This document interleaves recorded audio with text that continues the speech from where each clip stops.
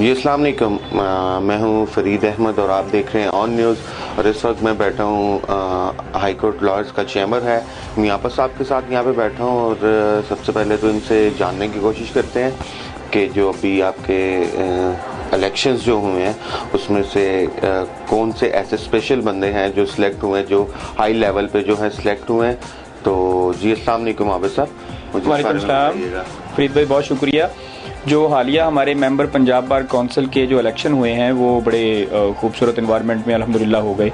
और उसमें जो टॉप पोजीशंस पे आए हैं वो इरफान हयात बाजवा साहब हैं, उसके बाद अहमद कयूम साहब हैं, और इसी तरह अदीब असलम बिंडर साहब हैं, और बाबर वहीद चौधरी साहब हैं, और इसी तरह 16 सीटें जो हैं लाहौर की हैं। और कसूर में से 2 जो उम्मीदवार कामयाब हुए हैं वो मलिक रियाजुल हक और अमजद इकबाल खां, और जो शेखोपुरा से जो कामयाब हुए हैं वो इस्माइल शाहनवाज गुज्जर साहब हुए हैं। ये जो कॉम्बिनेशन बना है पंजाब बार काउंसिल का, उसमें ये लोग जो हैं वो इलेक्ट हुए हैं। ये सब एक सेकंड क्वेश्चन मेरा ये है कि आप लोगों के भी इलेक्शंस में जो है वो रिकाउंटिंग जो है वो शुरू हुई है, वो क्यों हुई है? क्या ऐसी वजूहत बनी जिस वजह से रिकाउंटिंग करनी पड़ी है? नहीं, रिकाउंटिंग नहीं हुई। ये एक तो थी काउंटिंग, जो सारे प्रिजाइडिंग ऑफिसर थे वो उसमें एडिशनल सेशन जजेस साहबान के जिम्मे लगाया था। एडवोकेट जनरल अहमद अवैस साहब ने ये इलेक्शन, और अहमद अवैस साहब के पास जब वो सारी की सारी रिपोर्ट्स आई हैं, सारी की सारी जो गिनती की जो लिस्टें आई हैं, उन लिस्टों को कंपाइल करके जो ऑफिशियली अनाउंसमेंट है, और उसको मतलब अहमद अवैस साहब ने ही करना होता है। जो एडवोकेट जनरल होते हैं वो पंजाब बार काउंसिल का इलेक्शन वही बेसिकली सारे को ओवरहेड कर रहे होते हैं और उसको देख रहे होते हैं। तो उसके हवाले से उन्होंने दिन रखे थे कि इस दिन हमें ये जो सारी काउंटिंग इस जिला की हो जाएगी और इस जिला की हो जाएगी। इसी तरह आज लाहौर की हो रही है 10 बजे से लेकर ऑनवर्ड, क्योंकि 95 से ज़्यादा कैंडिडेट थे लाहौर के, तो इसलिए फिर उस पर टाइम लग रहा है। सारे इश्यूज जो हैं वो हो रहे हैं। तो ऑफिशियली जो अनाउंस करना होता है वो एडवोकेट जनरल साहब ने करना होता है। ये रिकाउंटिंग नहीं है। आप ये कह सकते हैं जो काउंटिंग उनके पास सारी आई हुई है उनको वो काउंट करके ऑफिशियली रिजल्ट डिक्लेयर करेंगे। तो ये सब फाइनल रिजल्ट जो भी है ये कब तक एक रेडी हो जाएगा, और उसके बाद इनकी सिलेक्शन का जो है चेयरमैन और वाइस चेयरमैन, तो वो शेड्यूल जो है वो कब तय होगा, इस बारे में भी बताइएगा। बेसिकली जो आज का दिन जो रखा था वो लाहौर के लिए रखा हुआ है, लाहौर डिवीजन के लिए। कल कुछ रिजल्ट जो है उन्होंने फाइनल कर दिए सरगोदा के और साहिवाल डिवीजन के, और मुख्तलिफ जो डिवीजन थी उनके उन्होंने क्लियर कर दिए। आज लाहौर डिवीजन का हो जाएगा। इसी तरह कल एक डिवीजन है उसकी, क्योंकि पूरे पंजाब के होने होते हैं। मेंबर पंजाब बार काउंसिल जो होते हैं वो पूरे पंजाब में से इलेक्शन होते हैं। ठीक है। अच्छा, उसके बाद ये जब 16 लोग लाहौर से और 2 लोग जो है साहिवाल से और एक शेखोपुरा से और उकाड़ा की 2 सीटें हैं इसी तरह, और इसी तरह मुख्तलिफ जो पूरे पंजाब की जो जिसमें जो पंजाब से मतलब पूरे पंजाब की जो सीट्स हैं वो सारी की सारी जो कैंडिडेट सब आ जाएंगे। तो उनके दरमियान फिर एक सेम जस्ट लाइक आप जैसे कह लें कि MPs जब मुंतखब होते हैं तो उनमें से एक वज़ीर आज़म, वज़ीर आला और स्पीकर और डिप्टी स्पीकर का चुनाव होता है। सेम इसी तरह ये सारे के सारे जो मेंबर पंजाब बार काउंसिल ये अपने में से ही किसी एक को एज ए चेयरमैन और वाइस चेयरमैन चुनते हैं। फिर कुछ कमेटियां बनती हैं और कमेटियों के हेड्स बनते हैं, वो फिर वो अपना जो है उनका इंटरनल जो है वो इलेक्शन एक होता है। ठीक है। सेकंड मियां साहब, मैं आपसे एक और बात पूछना चाहूँगा कि अपने पंजाब में जो पंजाब बार काउंसिल के इलेक्शन हुए हैं इसमें से कुछ वकला हजरात ने हुल्लड़बाजी भी की और काफ़ी एक हद तक जो है वो फायरिंग हुई। ठीक है। और उसके बाद कुछ वीडियोस जो है वो वहाँ से लीक आउट हुई कि जो डॉल्फिन वालों से भी थोड़ी सी तल्ख कलामी हुई, उनको रोका गया और उनके सामने ये सारे जो है मामलात को किया गया। तो आप क्या समझते हैं कि ये अच्छी बात है?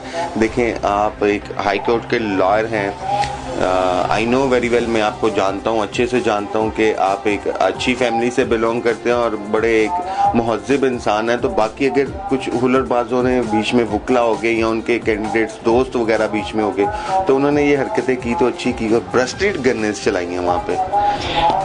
फरीद भाई, जो कोई भी डिपार्टमेंट हो, खा वो वकला हों, डॉक्टर्स हों, पाकिस्तान में किसी भी शोबे में से लोग हों, उसमें अच्छे और बुरे लोग होते हैं। और आपको सुनकर बड़ी हैरानी होगी कि ये जो फायरिंग का वकूआ हुआ है उस पर गवर्नमेंट ऑफ पंजाब ने सख्त एक्शन लेते हुए एक FIR भी दर्ज की है जो रिसेंटली अभी मेरी नज़र से गुजरी है कि उसमें 337H के तहत उन्होंने FIR काटी है नामालूम वकला के ख़िलाफ़ और ये सारे मामले पे। इससे भी बढ़कर एक और जो सारे मामले को मतलब जो उसमें बदमज़गी हुई है वो ये है कि बहुत सारे कैंडिडेट जो उन्होंने मेंबर पंजाब बार काउंसिल का इलेक्शन विन किया है, ये आपकी मतलब इतला के लिए एक ब्रेकिंग न्यूज़ है, तो उनकी डिग्रियां तक जाली निकली हैं। और वो लोग जो जिन्होंने 5-5 साल तक बतौर member Punjab bar council tenure काटा हुआ है, अब जाके वो पता चल रहा है कि दे आर नॉट लॉयर्स, वो तो वकील तक नहीं थे। और उसमें जो पंजाब जो हमारी जो लाहौर हाई कोर्ट है उसने चीफ जस्टिस कासिम खान साहब ने बड़ा सख्त एक्शन लेते हुए रजिस्ट्रार पंजाब यूनिवर्सिटी को तलब किया हुआ है 7/12 के लिए दोबारा फिर, और उसमें कमेटी जो बनाई थी कि मुझे क्लियर कट बताया जाए कि कौन कौन से वकील जिनकी डिग्रियां जाली हैं जिन्होंने इलेक्शन विन किया हुआ है, स्पेशली उनकी बाबत। तो ये अच्छे और बुरे लोग हैं, उनके खिलाफ FIR हुई है, कोई भी कानून से बियॉन्ड नहीं है। मेरा तो शुरू से है कि लॉ फॉर एवरीवन। ये सब ये जो एक आप बता रहे हैं कि इलेक्शन भी विन किया और जली डिग्रियां, क्या इन चीज़ों को पहले नहीं देखा गया था जो कि अब ये चीज़ें देखी गई हैं? असल में जैसे जैसे हमारे जो पास लेटेस्ट गैजेट्स आ रहे हैं और निज़ाम कंप्यूटराइज होता जा रहा है, बहुत सारे जो क्राइम्स हैं वो ख़त्म होते जा रहे हैं। आप देखिएगा आइंदा चंद सालों में आपको बड़े प्रोफेशनल और बड़े साफ सुथरे और जो ओरिजिनल वकील हैं वही नज़र आया करेंगे फील्ड में। तो अब जैसे कंप्यूटराइज सिस्टम आया, सारा शनाख्ती कार्ड हमारे कंप्यूटराइज्ड हुए, उसके बाद बहुत सारी चीज़ें उन्होंने फिर बायोमेट्रिक की, और जो हमारी असनाद थी वो अब बायोमेट्रिक हो रही हैं और उस पर मतलब रजिस्ट्रेशन नंबर और कंप्यूटराइज्ड आ रही हैं, और उनका गज़ट जो है, जो उनका जो रिज़ल्ट है वो ऑनलाइन अवेलेबल है। पहले ये सारी चीज़ें नहीं थी, मैनुअल थी, तो लोग इन चीज़ों का फ़ायदा उठाते थे और वो 2 नंबर डिग्रियाँ बेचते भी थे और ख़रीदते भी थे। पंजाब यूनिवर्सिटी खुद इसमें मुलव्वस रही है। अभी ये जो हाई कोर्ट की जो रिसेंट जो जजमेंट थी, जो परसों जो फैसला था कासिम खान साहब का, जो उनके पास हियरिंग थी, उसमें उन्होंने रजिस्ट्रार जो पंजाब यूनिवर्सिटी की जो थी अस्मा साहबा, उनको बड़े सख्त लफ्ज़ कहे हैं कि आप सारे लोग मतलब सोए हुए हैं कि आप जाली डिग्रियां जारी करते फिर रहे।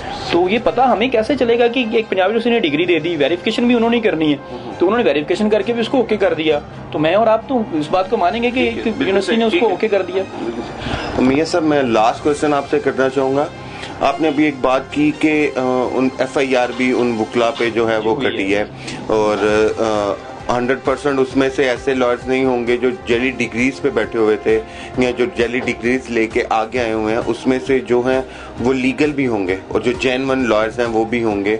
इन पे केसेस वगैरह होते हैं, तो एज ए लॉयर पे केस होना और एक लॉयर ही उसका केस लड़े, तो वो किस तरह से उसको हैंडल करेगा? एक प्रॉपर जो है मेरिट पे बात होगी या कहीं ना कहीं पे वो अपने भाई का साथ देंगे? मेरा तो इस बात पे यकीन है कि अगर FIR हुई है तो उसको मेरिट पे लाके जिन लोगों का जो जो रोल है उसके मुताबिक उनको जो है वो कैफरे किरदार तक पहुंचाया जा सके, ताकि इस रवायत को ख़त्म किया जाए, खा वो कोई भी हो। मेरा आपसे इससे पहले जो इंटरव्यू था मैंने उसमें बड़ी वाज़ेह बात कही थी कि कोई भी बंदा बियॉन्ड द लॉ नहीं होना चाहिए, लॉ फॉर एवरीवन इक्वल होना चाहिए। तो ये चीज़ें जो हैं वो होनी चाहिए, खा वो वकील हो, खा कोई जज हो, खा कोई ब्यूरोक्रेट हो, खा कोई आर्मी ऑफिसर हो, खा कोई बहुत बड़ा सियासतदान हो, सबके लिए लॉ एक जैसा होना चाहिए। और अगर जिस बंदे ने पाकिस्तान में लॉ की वायलेशन की है, इस हवाले से ये जो स्पेसिफिक आप वक़ुआ बयान कर रहे हैं हुल्लड़बाजी का और फायरिंग का, तो पाकिस्तान में अगर कानून मौजूद है 337H का, तो उसके मुताबिक जो है उसकी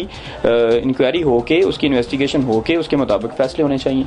मैं इस बात का बहुत शुक्रिया आबिद साहब, आपने मुझे अपने अच्छे आर्गूमेंट से पास किया और एक अच्छा शहरी होने के, एक अच्छा पाकिस्तान होने के नाते जो है आपने कहा कि वो चाहे लीगल लॉयर्स हैं या चाहे अनलीगल लॉयर हैं, सजा सबके लिए एक जैसी है। वो लॉयर्स हैं जो भी हैं गवर्नमेंट लेवल पे हैं, जो भी है।